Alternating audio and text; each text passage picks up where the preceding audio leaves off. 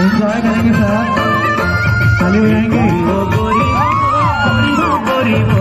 मैं मोला तोर से भारी लागे लागे लागे